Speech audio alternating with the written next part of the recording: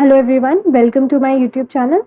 On this channel, we will be discussing important topics and concepts of biology, जो कि बहुत ज़्यादा important रहने वाले हैं आपके school exams as well as for competitive exams such as NEET, NDA, CDS, APCAT, etc.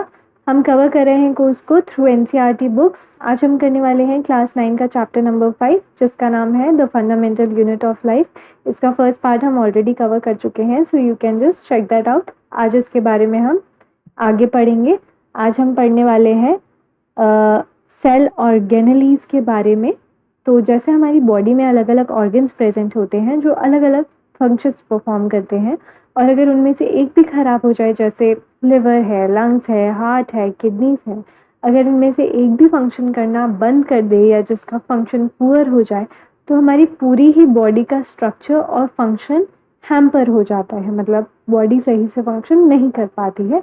उसी तरीके से सेल में होती हैं सेल ऑर्गेनेलीज, जिसमें होती हैं केमिकल एक्टिविटीज़ जो सपोर्ट करती हैं कॉम्प्लिकेटेड स्ट्रक्चर और फंक्शन ऑफ द सेल को. ये मेम्ब्रेन बाउंड ऑर्गेनेलीज हैं और अलग अलग परफॉर्म करती हैं, आपके अलग अलग फंक्शंस परफॉर्म करती हैं. ओके, जैसे lysosomes, mitochondria, ribosomes, endoplasmic reticulum. अब हम इसको एक एक करके डिटेल में देख लेते हैं. सबसे पहले है एंडोप्लाज्मिक रेटिकुलम. ये large network of membrane bound tubes and sheets होते हैं, as you can see in the diagram.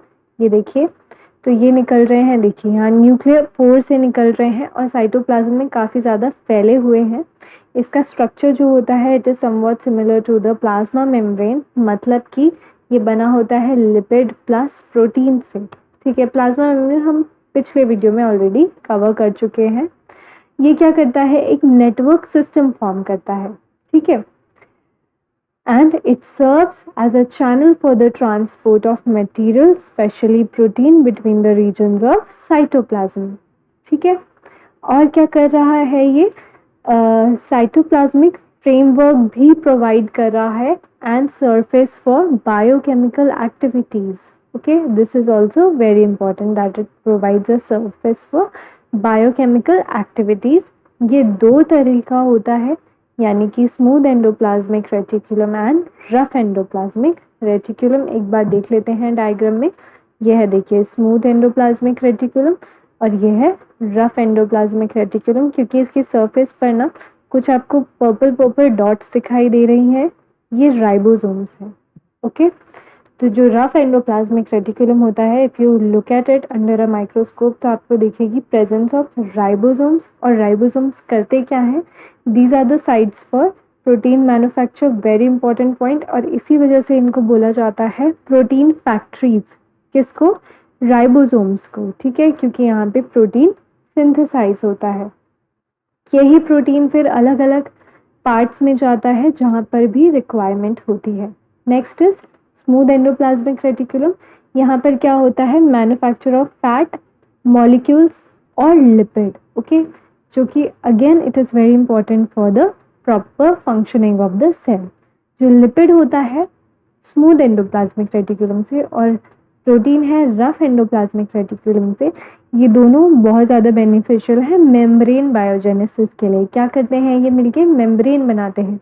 Endoplasmic reticulum और प्लाज्मा मेम्ब्रेन दोनों ही लिपिड प्लस प्रोटीन से मिलकर बनते हैं.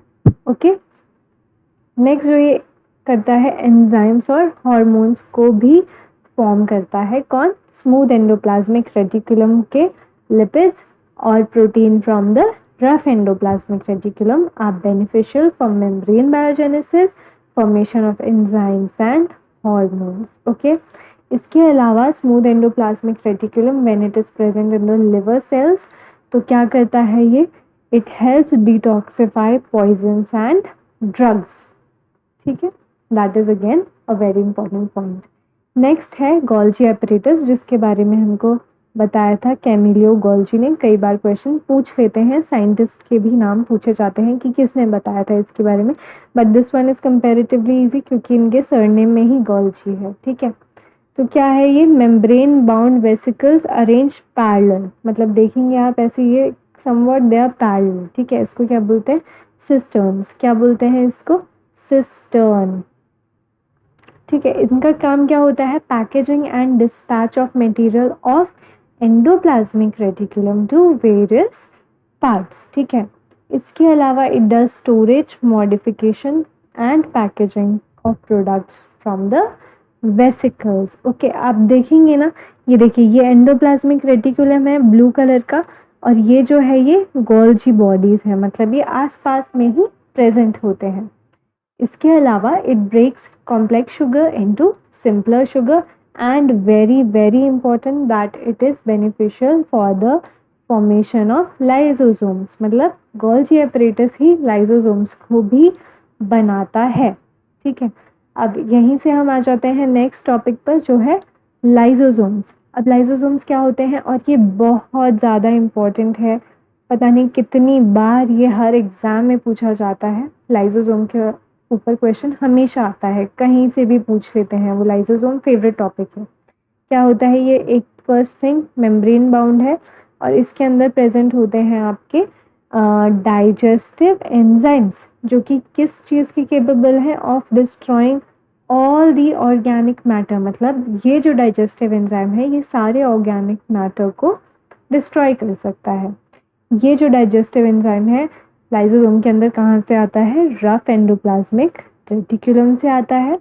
These are the site for waste disposal. ठीक है, जितने भी फॉरेन मटेरियल है, कोई इन्फेक्शन आ गया, कुछ भी हो गया सेल में, कुछ सेल का ही सेल्यूलर वेस्ट ही है, तो वो सारा कहाँ डंप किया जाता है? लाइसोसोम के अंदर, क्योंकि उसके अंदर क्या प्रेजेंट है?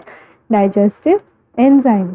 ठीक है, इसके अलावा ये ब्रेक करता है कॉम्प्लेक्स सब्सटेंसेस को इनटू सिंपलर सब्सटेंसेस, ऑब्वियसली क्योंकि इसके अंदर डाइजेस्टिव एंजाइम है।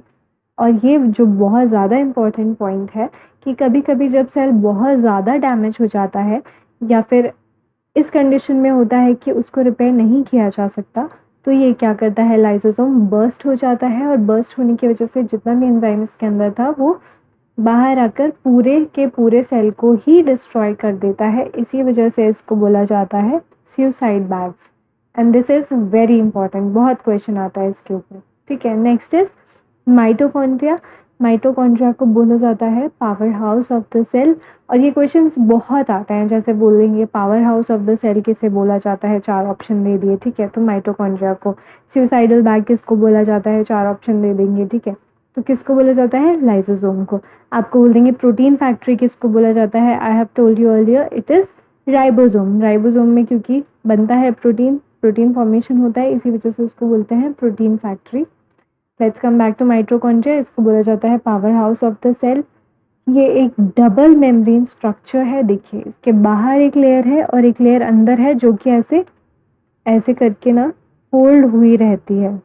ठीक है, ऐसे फोल्ड क्यों हुई है ये?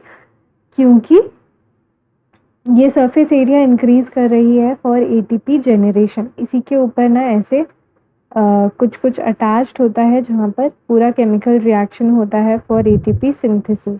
ठीक है, तो ये क्या कर रहा है? फोल्डिंग से क्या हो रहा है? सरफेस एरिया इंक्रीज हो रहा है। जहाँ पे भी ऐसे फोल्डिंग होगी ना, जैसे आपने स्मॉल इंटेस्टाइन में भी पढ़ा होगा कि विलायस फिंगर लाइक स्ट्रक्चर, तो वो भी ऐसे फोल्ड हुआ रहता है। क्यों? क्योंकि वो भी सरफेस एरिया इंक्रीज कर रहा है फॉर एब्जॉर्प्शन। और ऐसे ही माइटोकॉन्ड्रिया में इनर वॉल जो है फोल्डेड है। Why? To increase the surface area for ATP generation. Again this is also a very important question, कई बार पूछ लेता है कि which one of the following is known as energy currency? तो it is ATP। ATP को हमारी body use करती है एनर्जी के लिए। ठीक है, तो ये ATP का सिंथेसिस कहाँ पे हो रहा है? माइटोकॉन्ड्रिया के अंदर, और उसी के वजह से इसको बोला जा रहा है power house of the cell. Again a very important point कि माइटोकॉन्ड्रिया का अपना खुद का डीएनए होता है और राइबोसोम्स भी होते हैं, तो वो अपना खुद का प्रोटीन भी सिंथेसाइज कर लेता है। एक बहुत ही कॉमन क्वेश्चन है कि किस ऑर्गेनेली को बोल सकते हैं that it is a prokaryotic cell inside a eukaryotic cell? तो वो होगा आपका माइटोकॉन्ड्रिया, क्योंकि इसमें डीएनए भी है, राइबोसोम्स भी है, और एनर्जी भी सिंथेसाइज हो रही है। Next is plastids. तो प्लास्टिड्स जो है, first thing that they are present only in the plant cell. Animal cell में प्लास्टिड्स नहीं होते हैं। अब ये आप याद कैसे रखेंगे? इसके फंक्शन से कि इसमें 2 तरह के पिगमेंट प्रेजेंट होते हैं। ठीक है, first is chromoplast and next is leucoplast. Chromoplast के अंदर ही क्लोरोफिल प्रेजेंट होता है, तब इसको बोल देते हैं क्लोरोप्लास्ट। ओके, क्या बोलते हैं? क्लोरोप्लास्ट। कभी कभी क्रोमोप्लास्ट के अंदर येलो और ऑरेंज पिगमेंट्स भी प्रेजेंट होते हैं। ऑन दी अदर हैंड जो ल्यूकोप्लास्ट है, इसमें कोई भी पिगमेंट नहीं होता है, ये कलरलेस होता है और क्या करता है? स्टोर करता है स्टार्च को, ऑयल को और प्रोटीन्स को। अगेन लाइक माइटोकॉन्ड्रिया, प्लास्टिड्स का भी अपना खुद का डीएनए होता है और खुद का राइबोसोम्स होता है। Very important point. ठीक है, नेक्स्ट है vacuole. Vacuole again very important. क्यों? क्योंकि ये एक डिफरेंशिएटिंग पॉइंट है between plant and animal cell. जो प्लांट सेल होता है उसमें बड़ा वैक्यूल होता है और एनिमल सेल में छोटा वैक्यूल होता है। तो यहाँ इस डायग्राम में आप देख रहे हैं ये वैक्यूल है इतना बड़ा, तो इसका मतलब ये कैसा सेल है? ये है प्लांट सेल। तो आप इजीली आइडेंटिफाई कर सकते हैं। क्या होता है वैक्यूल में? स्टोरेज सैक होता है for solids and liquids. Okay, और कभी कभी तो वैक्यूल ऑलमोस्ट 50 to 90% सेल का वॉल्यूम कवर कर लेता है। कौन से सेल का? प्लांट सेल का। ओके, इसके अंदर सेल सैप होता है which is very important for maintaining the turgidity and rigidity of the cell. इसमें इंपॉर्टेंट मटेरियल्स भी होते हैं जैसे अमीनो एसिड, शुगर और भी कोई ऑर्गेनिक एसिड्स एंड प्रोटीन्स। और अगर अमीबा में वैक्यूल प्रेजेंट होता है, it is present in the form of food vacuole. We all have seen the diagram of amoeba कि उसमें फूड वैक्यूल होता है। तो it is the same vacuole but it is containing food. Okay, now the next topic is cell division. This is the last topic. Cell division होता क्या है? देखिए, पहले हम बचपन में छोटे से बेबी होते हैं और धीरे धीरे धीरे धीरे हम एडल्ट बन जाते हैं, इतनी बड़ी हाइट हो जाती है। पहले छोटे हाथ रहते हैं, अब बड़े हाथ हो गए हैं। तो ये सारी चीज़ें कैसे हो रही हैं? क्योंकि सेल्स जो है हमारे वो डिवाइड कर रहे हैं। ठीक है, तो new cells are formed in organism to grow, replace old dead cells, injured cells and to form gametes. जैसे कहीं चोट लग जाती है तो वो भी खुद ही ठीक हो जाती है, क्योंकि सेल डिवीजन नाम की एक चीज़ एग्जिस्ट कर रही है लिविंग ऑर्गेनिजम्स में। ठीक है, अब ये जो होता है ना cell division, it is also of 2 types and this is very important. बहुत बार ये क्वेश्चन आ जाते हैं माइटोसिस और मियोसिस के ऊपर। ठीक है, तो माइटोसिस क्या है? Cell division for growth. मतलब अगर आपसे क्वेश्चन में पूछा जाए कि आप पहले छोटे बच्चे थे, अब आपकी हाइट बढ़ गई है, तो कौन सा डिवीजन है? तो वो है माइटोसिस। ओके, इसमें क्या होता है? ये एक मदर सेल होता है और ये डिवाइड करता है इनटू 2 डॉटर सेल्स जिनका क्रोमोसोम नंबर सेम ही रहता है। और फंक्शन क्या है इसमें? ये ग्रोथ और रिपेयर में हेल्पफुल है। कौन सा वाला? Mitosis. On the other hand meiosis cell division करता है फॉर रिप्रोडक्शन। इसमें गेमीट फॉर्मेशन होता है। वेरी वेरी इंपॉर्टेंट कि जो गेमीट फॉर्मेशन होता है वो मियोसिस से होता है। ओके, अब इसमें क्या होता है? कॉन्जिक्यूटिव 2 डिविजन्स होते हैं। मतलब ये एक मदर सेल है, एक बार डिवाइड हुआ 2 बन गए, और एक और बार डिवाइड होगा तो अब क्या होगा? 4 बन गए।